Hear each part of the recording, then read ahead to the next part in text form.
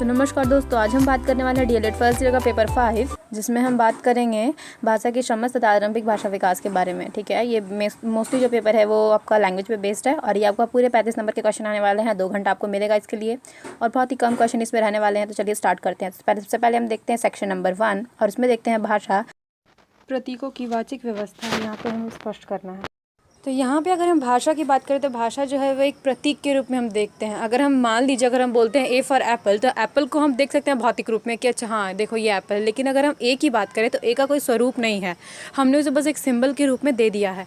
तो उसका एक सिंबल है और उसे हम बोल सकते हैं, उसे देख भी सकते हैं, लेकिन उसे भौतिक रूप में जिसका प्रतीक नहीं है वो हो जाता है वर्बल और सिंबल। यानी कि उसका मतलब उसको जो हम बोलते थे उसे एक हमने सिंबल दे दिया। जो हम ABCD बोलते हैं उसको हमने एक सिंबल दे दिया कि देखो ए ऐसे है। ठीक है, वही यहाँ पे हमें स्पष्ट करना है। यहाँ पे आप इसे अच्छे से एक्सप्लेन करके आप यहाँ पे लिख सकते हैं। अब हम बात करते हैं इसका अथवा क्वेश्चन। तो भाषा क्या है, भाषा की हमें यहाँ पे परिभाषा देना है। तो भाषा को अगर हम देखें तो भाषा भाष धातु से आया है, जिसका अर्थ है बोलना। ठीक है, और ऐसे अगर हम परिभाषा इसकी दें तो भाषा जो है बस एक माध्यम है, ये साधन है अपने एक दूसरे से बात करने का। ठीक है, अपनी भावनाओं को व्यक्त करने का, ये इसकी सबसे अच्छी परिभाषा है। अब हम देखते हैं क्वेश्चन नंबर 2। तो यहाँ पे मानव भाषा पशु पक्षियों की भाषा में क्या अंतर है, यहाँ पे हमें वो स्पष्ट करना है। तो हम कह सकते हैं कि मानव की भाषा जो है वो जगह के अनुसार परिवर्तित होती है, लेकिन जानवर या फिर पेड़ या फिर पशु पक्षी की भाषा जो है वो परिवर्तित नहीं होती। ठीक है, मानव की जो भाषा है वो नियमों से बंधी हुई है। ठीक है, लेकिन पशु पक्षी की भाषा जो नियमों से नहीं बंधी हुई है, ठीक है, वो मुक्त है। और एक और जो है हम लोग का मानव की भाषा जो है उसमें हम व्याकरण का उपयोग करते हैं, लेकिन पशु पक्षी व्याकरण का उपयोग नहीं करते हैं। मानव जो है एक से अधिक भाषा सीख सकता है, लेकिन पशु पक्षी जो है एक से अधिक भाषा नहीं सीखता। यहाँ पे हम उदाहरण देके कह सकते हैं कि मानव जो है जैसे कि हम लोग हिंदी इंग्लिश बोलते हैं, ठीक है, लेकिन जो पशु पक्षी है वो अगर कौवा है तो वो कोयल की आवाज़ नहीं निकाल सकता। ठीक है, उसके लिए एक पर्टिकुलर लैंग्वेज ही बनाया गया है।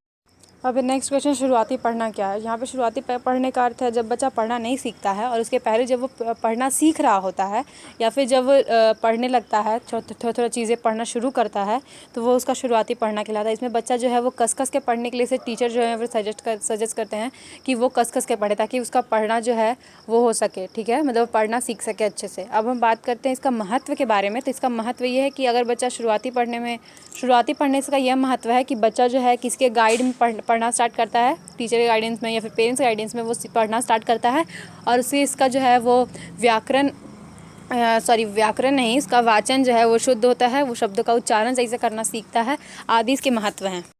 अब भाषा की किन्हीं 3 विशेषताओं का हमें यहाँ पे वर्णन करना है। तो ये आसान है। भाषा हम क्यों बोलते हैं, जैसे कि हम जानते हैं कि भाषा माध्यम है हमारे वार्ता करने का। ठीक है, संप्रेषण करने का एक माध्यम है, ये इसकी एक विशेषता है। फिर दूसरी विशेषता यह है कि अपनी भावनाओं को व्यक्त करने का, हम कुछ भी लिख करके या फिर किसी को कुछ बोल करके हम अपनी भावनाओं को व्यक्त कर सकते हैं। भाषा एक इसका बहुत ही मूल्य जो विशेषता है वो इसकी है। तीसरी विशेषता यह है कि भाषा के माध्यम से हम अपनी संस्कृति को और अपनी जो भी नियम है, जो भी हमारे परंपरा है, उसको हम सहेज कर रख सकते हैं। जब भी मतलब कि अगर हमें कोई भी हिस्ट्री में हम पढ़ते हैं, जैसा कि हमें कहीं से भी कुछ कहीं भी अगर हम कुछ खुदाई वगैरह में कोई नया सिविलाइजेशन मिलता है, यानी कि मान लीजिए शहर वगैरह मिलते हैं, तो उसमें सबसे ज़्यादा जो उसका सोर्स होता है उसको जानने का, वो सबसे ज़्यादा सोर्स जो है वो बुक्स होते हैं। ठीक है, वहाँ का क्या लैंग्वेज यूज़ होता था और उस लैंग्वेज में क्या लिखा हुआ है वो सबसे इंपॉर्टेंट होता है। तो अगर मान लीजिए हमारी संस्कृति का अगर कोई भी जनरेशन, आने वाला जनरेशन अगर पढ़ता है तो क्या वो पढ़ेगा, बुक्स वगैरह पढ़ के हमारी आज की सोसाइटी के बारे में वो जानेगा। ठीक है, तो यहाँ पर भाषा जो एक बहुत ही महत्वपूर्ण रोल प्ले करती है। तो हम देखते हैं क्वेश्चन नंबर 3 का अथवा भाषा समाज के अंतर संबंध को यहाँ पे हमें स्पष्ट करना है, यानी कि भाषा और समाज में क्या अंतर संबंध है, यहाँ पे हमें वो बताना है।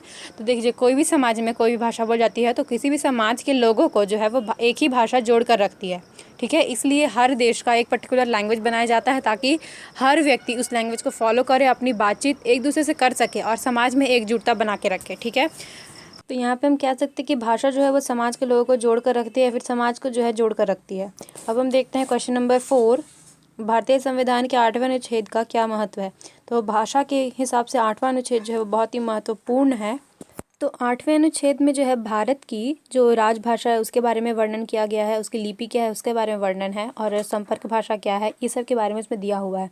भारतीय संविधान के 8वें अनुच्छेद में जो है सबसे पहले 15 भाषा जो है वो कामकाज के लिए जोड़ी गई थी, जिसमें आसामी, उर्दू, उड़िया, कन्नड़, कश्मीरी, गुजराती, तमिल, तेलुगु, पंजाबी, मराठी, मलयालम, बंगाली, संस्कृत और सिंधी, हिंदी जोड़ी गई थी। लेकिन फिर बाद में 7 भाषा और जोड़ दी गई, यानी कि टोटल अब हमारे जो संविधान में 22 भाषा का जिक्र किया जाता है, ठीक है। तो टोटल जैसे कि हम देखते हैं कि नोट पे भी 22 भाषा को जो भी चीज़ है वो 22 भाषा में लिखी जाती है, ठीक है। अब हम देखते हैं क्वेश्चन इसका अथवा कि बच्चों में आरंभिक लेखन कौशल विकास में शुरुआती लेखन के महत्व पर प्रकाश डालें। तो यहाँ पे हमें बेसिकली बताना है कि बच्चे के जीवन में जब वो लिखना सीखता है, उसका शुरुआती लेखन जो होता है, तो वो क्या उसमें महत्वपूर्ण रोल प्ले करता है जब भी वो उसके लिखने वाले कार्य में जो भी आगे वो करने वाला है, ठीक है। तो अगर हम बच्चों को अगर शुरुआती लेखन में उसे ध्यान दिया जाए और उसे अगर सही सही शब्द लेखन आदि वगैरह का उससे अगर प्रैक्टिस कराया जाए तो बच्चा जो है वो शब्द को लिखना, ठीक है, उसके जो नियम हैं वो सब सीख जाता है। और उसका जो आने वाली मतलब समय होता है जब वो लिखने लगता है तो उसकी जो मिस्टेक्स होती हैं, जैसे कि की मात्रा किधर से होगी, छोटी की, बड़ी की, ये सब जो होता है उसमें उसको मतलब प्रॉब्लम नहीं होती है अगर वो शुरुआती लेखन अच्छे से करता है तो।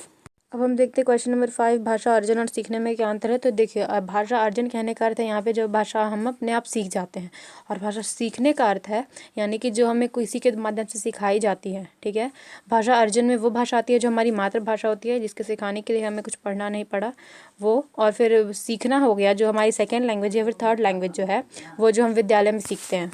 भाषा अर्जन के दौरान हमें व्याकरण उतना महत्वपूर्ण नहीं है, ठीक है। हम सोसाइटी में रहकर उसे अपने आप ग्रहण कर लेते हैं, और भाषा सीखने में व्याकरण एक इंपॉर्टेंट रोल निभाता है। जब तक हम व्याकरण नहीं सीखते तब तक हम उसे प्रॉपर सीख नहीं सकते। अब हम देखते हैं एक नेक्स्ट क्वेश्चन, भाषा सीखने में कल्पनाशीलता की भूमिका का वर्णन करना है। भाषा सीखना, जैसे कि मैंने आपको बताया इसमें क्वेश्चन में कि भाषा सीखना मतलब कि कोई आपको जब सिखाता है तब तो अपनी भाषा से उसको आपको पहले रिलेट करना पड़ता है, ठीक है। अगर आप कोई भाषा सीखना चाहते हैं तो उसके लिए आपको पहले इमेजिनेशन करना पड़ेगा, कल्पना करना पड़ेगा, क्यों, अपनी भाषा में उसे ट्रांसलेट करना पड़ेगा अपने मस्तिष्क में, ठीक है।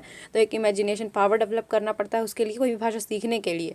तो इसलिए उसका एक बहुत महत्वपूर्ण रोल होता है कि आप देखिए कुछ भी अगर आपको कुछ वर्ड बजाते हो आपके दिमाग में तुरंत एक इमेज बनता है। जैसा कि हम जानते हैं कि हम कोई भी चीज़ ना मतलब जिसका इमेज दिमाग में क्रिएट हो जाए या फिर कोई चित्र देखे सामने तो इसके माध्यम से हम जल्दी सीखते हैं। इसलिए कल्पनाशीलता एक बहुत ही महत्वपूर्ण रोल प्ले करता है।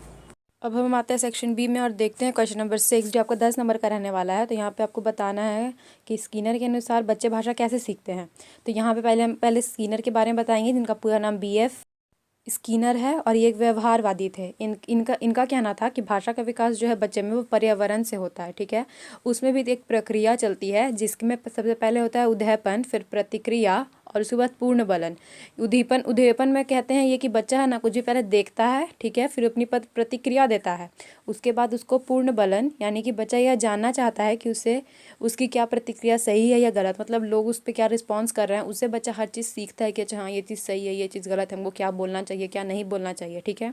मतलब वो सबसे पहले देखेगा, उद्दीपन करेगा, फिर प्रक्रिया, उस पर अपनी प्रतिक्रिया देगा, और फिर पूर्ण बलन यानी कि बच्चा फिर उसे जानना चाहेगा कि लोग उसके जब वो कुछ कहता है तो उस पर क्या रिस्पॉन्स मिलता है उसको, ठीक है, फीडबैक क्या मिलता है, ठीक है। इसी पे चलेगा, स्कीनर का सिद्धांत यही है इसमें। अब हम देखते हैं क्वेश्चन नंबर 7। इसमें आपको 3 दे रखा है, इसमें से आपको 2 ही करना है। तो पहला है त्रिभाषी सूत्र। तो NCF 2005 में ये कहा गया कि बच्चा जो है वो जन्मजात जो है वो भाषा सीखने की क्षमता उसके अंदर होती है, ठीक है। तो इसके अंतर्गत ये कहा गया त्रिभाषा सूत्र में कि हर बच्चा को जो है इंडियन स्टूडेंट को हर बच्चे को 3 लैंग्वेज जो है वो सिखाना चाहिए। पहला उसका मातृभाषा, और दूसरा या इंग्लिश हो सकता है या फिर हिंदी हो सकता है, और एक और लैंग्वेज एक्स्ट्रा, ठीक है। ये इसमें कहा गया जो या तो इंडियन हो सकता है या फिर फॉरेन लैंग्वेज कोई, ठीक है। तो इसमें यह कहा गया कि हर बच्चा जो 3 लैंग्वेज सीखेगा और उसमें से उसको जो 2 लैंग्वेज है वो उसको चुनने की आज़ादी होगी। त्रिभाषा सूत्र या फिर जो 3 लैंग्वेज फार्मूला पॉलिसी है, इसको इसलिए लाया गया ताकि भारत जो है एक विविध बहुभाषिकता वाला देश है, ठीक है। तो इसलिए जो इसमें जो चुनौतियां हैं, इसके जो अवसर हैं, इसको संबोधित करने के लिए इसको प्रयास किया गया कि सब बच्चे को मतलब कि एक लैंग्वेज आए जो सबको कनेक्ट करके रखे, ठीक है। अब हम देखते हैं भाषाई अर्जन क्षमता, यानी कि इसको शॉर्ट में कह सकते हैं LAD यानी कि भाषायिक अर्जन क्षमता के बारे में चॉम्स्की कहते हैं। ये चॉम्स्की के अनुसार ये दिया गया है। इसमें यह कहा गया कि चॉम्स्की ये कहते हैं कि बच्चा जो भी भाषा सीखता है वो उसका विकास जो है वो जन्मजात होता है बच्चे का, ठीक है। वो पर्यावरण से या समाज से जो है वो अपने अंदर भाषा का विकास नहीं करता है। वो ये कहते हैं कि बाहर से बच्चा कुछ भी लेता है और अपने दिमाग में उसका एक भाग होता है जिसको वो LAD बोलते हैं, और उसमें है जो है उसके भाषा का विकसित होता है बाहर से कुछ ग्रहण करके, और फिर उसी को वो बोलता है। इसमें चॉम्स्की एग्जाम्पल देके कहते हैं कि जैसे कि मान लो खरगोश और इंसान है, तो खरगोश भी वही परिवेश में रह रहा है और आदमी भी वही परिवेश में रह रहा है, लेकिन कोई मनुष्य जो है वो लैंग्वेज सीख लेता है, लेकिन खरगोश वो लैंग्वेज क्यों नहीं सीखता, क्योंकि शायद उसके बुद्धि में वो LAD जो है वो भाग जो है वो नहीं है।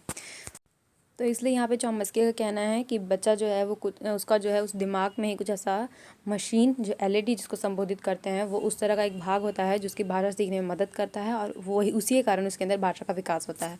तो आई होप कि आपको वीडियो समझ में आ गया होगा, सारे क्वेश्चन क्लियर हो गए होंगे। Thank you for watching.